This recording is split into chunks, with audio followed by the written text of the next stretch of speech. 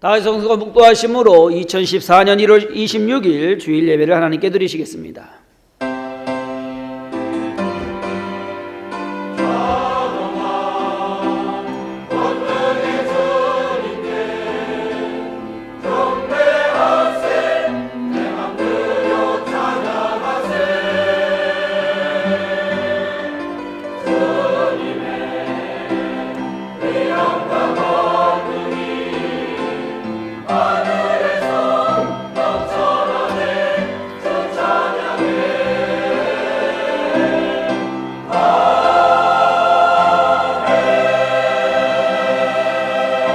하나님이 이르시되 그가 나를 사랑한즉 내가 그를 건지리라. 그가 내 이름을 안즉 내가 그를 높이리라. 그가 내게 간구하리니 내가 그에게 응답하리라. 그들이 환난 당할 때에 내가 그와 함께하여 그를 건지고 영화롭게 하리라. 내가 그를 장수하게 함으로 그를 만족하게 하며 나의 구원을 그에게 보이리라 하시도다.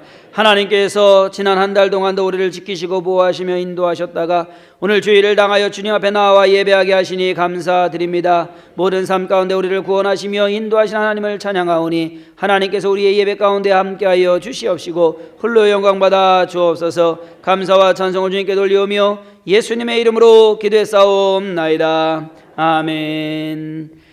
오늘 함께 은혜 받으실 말씀은 이사야 43장 1절에서 7절 말씀이 되겠습니다. 이사야 43장 1절에서 7절 말씀을 제가 봉독해 드리겠습니다.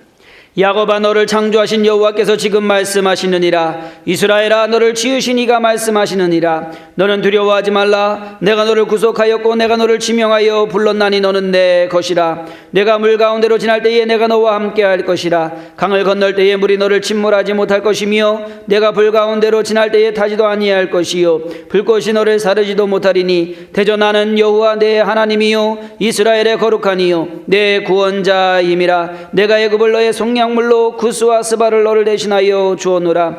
내가 내 눈에 보배롭고 존귀하며 내가 너를 사랑하였은즉 내가 내 대신 사람들을 내어주며 백성들이 내 생명을 대신하리니 두려워하지 말라. 내가 너와 함께하여 내 자손을 동쪽에서부터 오게 하며 서쪽에서부터 너를 모을 것이며 내가 북쪽에게 이르기를 내놓으라. 남쪽에게 이르기를 가두어 두지 말라. 내 아들들을 먼 곳에서 이끌며 내 딸들을 땅끝에서 오게 하며 내 이름으로 불려지는 모든 자 곧 내가 내 영광을 위하여 창조한 자를 오게 하라. 그를 내가 지었고 그를 내가 만들었느니라. 아멘. 이 시간에는 할렐루야 성가대가 하나님께 찬양 드리겠습니다.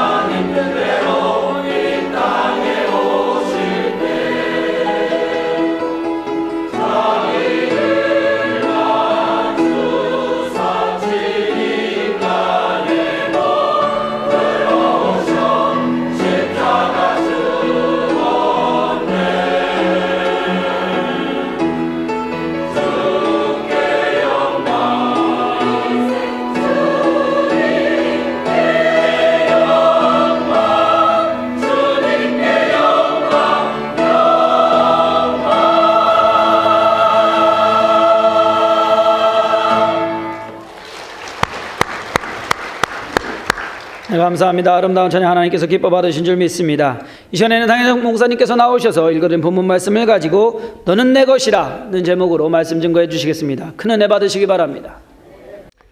하나님이 세상을 이처럼 사랑하사, 우리 한번 부르시겠습니다. 하나님이 세상을 이처럼 사랑하사 독생자를 주셨으니 누구든지 예수 믿으면 멸망하지 않고 영생을 얻으리로다. 요한복음 3장 16절. 우리에게 영생을 주신 주님 앞에 감사 박수 드리겠습니다. 함께 예배드리는 모든 지성전 지교회 시청자 여러분들에게 하나님의 영광이 넘치기를 축원합니다. 우리가 항상 내 자신에게 질문을 하고 살아야 될 문제가 있는데, 그것은 나는 무엇을 위해 사는가? 나는 그 목적을 향하여 잘 가고 있는가? 이런 질문을 늘 해서 내가 목적한 그런 길로 가지 않고 있다고 한다면 언제든지 시정을 해서 올바른 목적으로 향하도록 우리 자신을 늘 책찍질하고, 그리고 다듬어서 나아갈 때 우리의 인생은 성공적인 그런 삶을 살 수가 있는 것입니다. 그러나 목적 없이 바람에 흔들리는 갈대같이 이리저리 흔들리고 그렇게 하는 삶을 사는 사람은 결국 마지막에 나는 인생의 모든 삶을 실패하고 말았구나 하는 그런 생각을 갖게 됩니다. 미국 서부에 그랜드 캐년이라고 하는 엄청난 계곡이 있습니다. 가보신 분들은 그 크고 웅장함에 대해서 압도되어서 그냥 그 광경을 바라보면 입이 다물어지질 않는데 약 30분간 입을 벌리고 있어야 된대요. 그 광경이 너무 놀라워서. 그럼 그 계곡의 길이가 얼마냐? 서울에서 부산 갈 정도로 길고, 그리고 폭은 얼마나 넓으냐? 6km에서 15km. 이 폭이. 깊이는 얼마냐? 1km 600, 1600m. 어마어마. 근데 한 교회에서 세 사람이 그 그랜드 캐년 관광을 갔어요. 한 사람은 목사님이고, 한 사람은 유명한 화가고, 한 사람은 소 기르는 사람이고. 근데 그 광경을 보고 목사님은 두 손을 높이 들고 하나님이 참 놀라운 솜씨로 이걸 만들었었구나. 하나님 영광 받으세요. 그렇게 하니까 옆에 있던 그 유명한 화가가 이야, 한 폭의 놀라운 그림이구나. 이걸 그리면 참 좋겠구나. 또 옆에서 듣고 있던 이 소 기르는 사람이 여기서 소 놓치면 못 잡겠네. 왜 똑같은 광경, 똑같은 경치를 보고 이렇게 각각이 말하는 것이 다를까요? 그것은 그들의 그 인생의 삶을 어디다 목표를 두고 사느냐에 따라서 그들의 말도 달라지고 그들의 생활도 달라지는 것입니다. 과연 우리 예수 믿는 사람들은 어디다 목표를 두고 살아야 될 것인가? 오늘 하나님께서는 내가 너를 창조하였고 너를 기르고 그리고 너를 구속하였나니 너는 내 것이라 말씀하시면서 바로 하나님의 영광을 위해서 창조했다고 했습니다. 그러니까 우리의 인생의 삶의 목표는 분명한 것입니다. 그 목표가 뭐냐? 하나님의 영광을 위해서 우리가 이 땅에 나왔다고 하는 것입니다. 그러므로 여러분들이 인생을 항상 내가 무엇 때문에 왔는가? 하나님의 영광을 위해서 왔다. 그럼 내가 하나님의 영광을 위해서 살고 있는가? 항상 그걸 질문해야 돼요.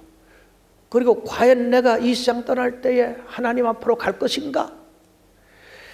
그러므로 바울 사도는 로마서 11장 36절에 뭐라고 말씀하느냐? 이는 만물이 주에게서 나오고 주로 말미암고 주에게로 돌아감이라 그의 영광이 세세토록 있을지어다. 아멘이라고 이렇게 이야기했습니다.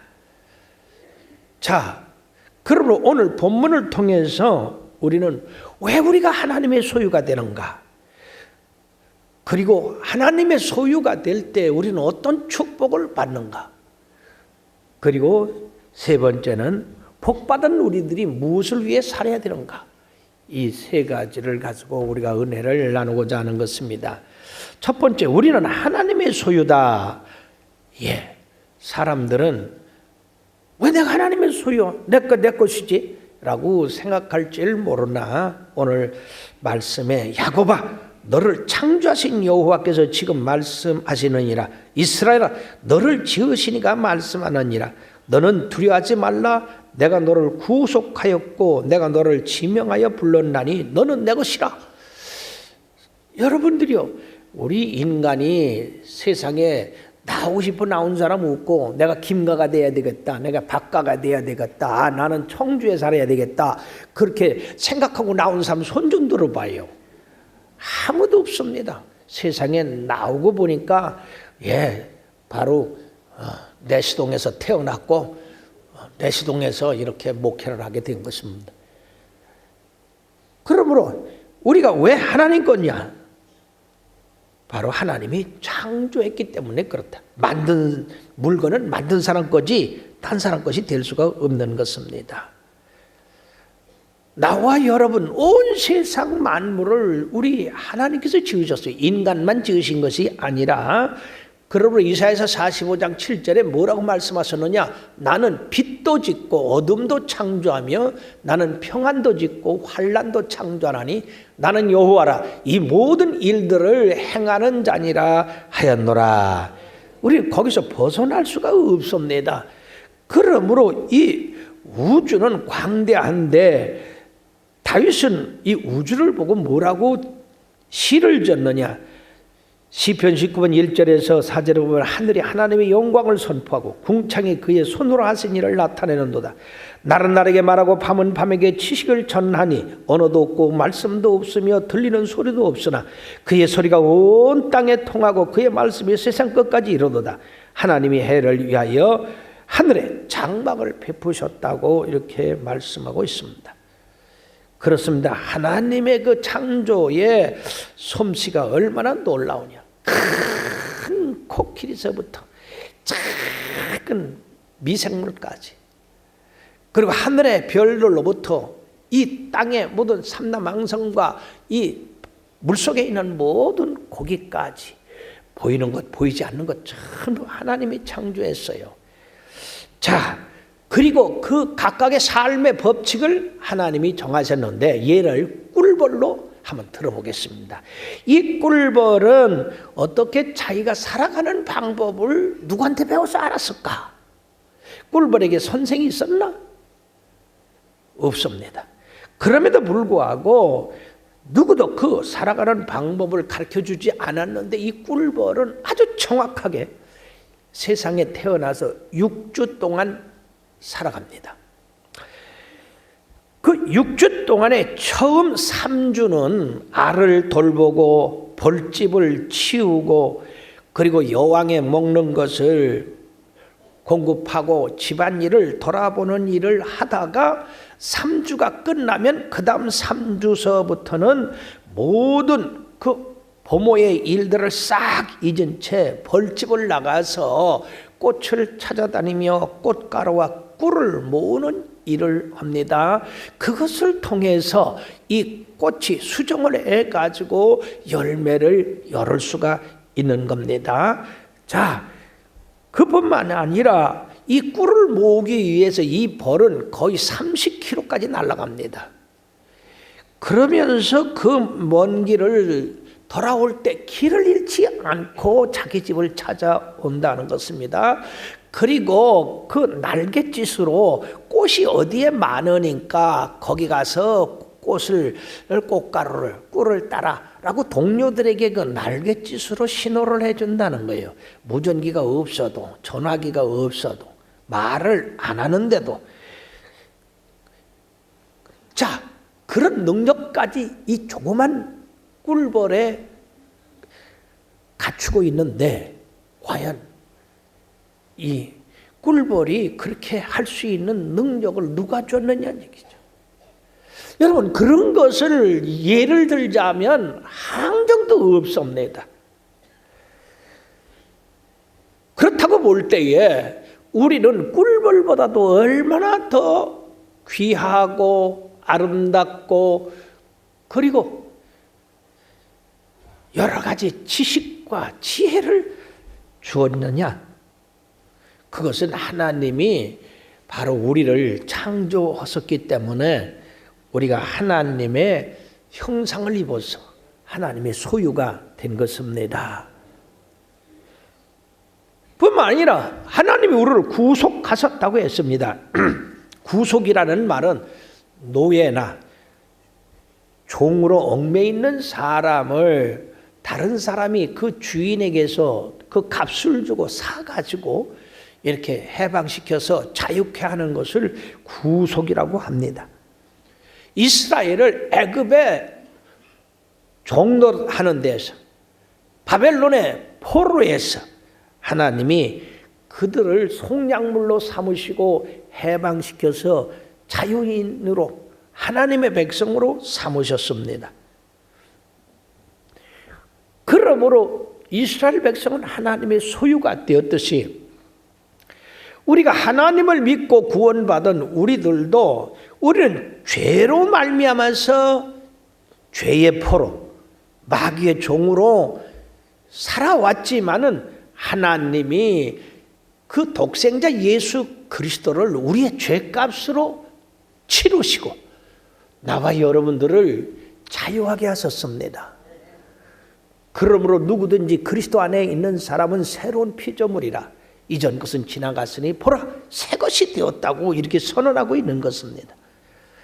요한일서 4장 10절에는 사랑은 여기 있으니 우리가 하나님을 사랑하는 것이 아니요 하나님이 우리를 사랑하사 우리 죄를 속하기 위하여 화목제물로 그 아들을 보내셨습니다. 하나님이 우리를 이렇게 사랑했으니 우리가 하나님을 사랑하는 것이 당연하다 하는 것입니다. 자, 뿐만 아니라 우리를 지명하여 불렀다 하는 것입니다. 이 세상에 많은 사람이 있는데 너 김상영 일로 와. 하나님께서 그렇게 부르셔서 하나님의 소유물로 삼으셨다. 이 말씀은 특별한 사랑을 말씀하고 있고 특별한 목적을 위해서 부르신 것을 말씀하고 있습니다. 그냥 목적 없이 너 일로 와, 너 일로 와 이렇게 그게 아니라 하나님이 분명한 목적을 가지고 나와 여러분들을 이 세상 사람 가운데서 부른 것입니다. 여러분들 신기하지 않아요? 왜 이 세상에 많은 사람들이 있는데 나를 택했나? 그렇다고 해서 내가 세상 사람들보다 더 훌륭한가? 더 유명한가? 더 하나님 앞에 무슨 공로를 세웠나? 아니면 내가 뭐 선한 것이 있고 어려운 것이 있는가? 우리는 세상 사람과 다를 게 하나도 없다 그 말이에요. 그러나 우리는 죄를 졌음에도 불구하고 우리를 지명해서 불러서 우리 죄를 대속해 주시고 그리고 너는 특별한 내 것이라 내가 너를 특별히 세웠다. 왜? 내가 너에게 해야 할 일을 가르쳐주기 위해서 너를 세웠다. 하나님이 이렇게 말씀하고 계십니다. 그러므로 사랑하는 여러분들이요, 요한일서 4장 19절에 보면 우리가 사랑하면 그가 먼저 우리를 사랑했기 때문이라고 말씀하고 있습니다. 베드로전서 2장 9절에는 너희는 택하신 족속의 왕같은 제사장들이요 거룩한 나라요 그의 소유가 된 백성이니 이는 너희를 어두운 데서 불러내어 그의 기이한 빛에 들어가게 하시니에 아름다운 덕을 선포하게 하려 함이라. 우리 같이 못난 사람들은 하나님이 불러서 하나님의 아들 삼으신 것은 우리 하나님의 그 아름다운 덕, 우리 하나님은 이렇게 자비하시고 사랑이 많으시고 긍휼이 많으시고 능력 많으신 분이 우리를 통해서 그분을 선전하게 하려고 그렇게 부르셨다는 얘기죠. 그러니까 우리의 삶의 목적에서 우리 하나님을 선전하지 않으면 안 되고 예수 그리스도의 그 놀라운 은혜를 선전하지 않고는 그건 잘못된 것이다. 잘못된 삶을 살고 있는 것이다 하는 것입니다. 그러므로 하나님께서 우리를 창조하셨을 뿐 아니라 우리를 예수 그리스도의 보혈의 피로 구속하시고 그리고 특별히 하나님의 사랑과 그 하나님의 놀라운 자비함을 선포하기 위해서 우리를 택하셨기 때문에 하나님께서 너는 내 것이라 라고 말씀하십니다. 제가 묻겠습니다. 여러분 누구 겁니까? 여러분들의 주인이 누구십니까? 여러분들의 왕이 누구십니까? 예. 여러분들의 생사화복을 주관하시니까 누구십니까? 항상 이 말씀을 잊어서는 안 됩니다. 다시 말씀 부르겠어요. 여러분들의 주인이 누굽니까? 왜? 그것도 알아야지. 왜 내가 하나님이 우리 하나님이 내 주인이시냐? 나를 창조하셨고 구속하셨고 나를 지명하여 불렀기 때문에 자, 그러면 우리 하나님이 나의 주인이고 나는 하나님 것이다. 크게 나는 하나님 것이다. 나는 하나님 것이다. 그렇습니다. 이제까지 여러분들은 내 것인 줄 알았죠? 내 것인 줄 아니까 내 마음대로 했다 그 말이에요. 그게 아니에요. 나는 하나님 것입니다. 하나님의 영광을 위해서 부름을 받았어요. 자, 두 번째는 하나님께서 너는 내 것이라 그렇게 말씀만 한 것이 아니라 하나님의 절대적인 보호를 받는다라고 하는 것입니다. 여기 2절 3절에 뭐라고 했습니까? 내가 물 가운데 지날 때 물이 너를 침몰치 못하고 불 가운데 지날 때 불이 너를 사르지 못할 것은 바로 내가 너의 소유자가 됐기 때문이라고 말씀하고 계십니다.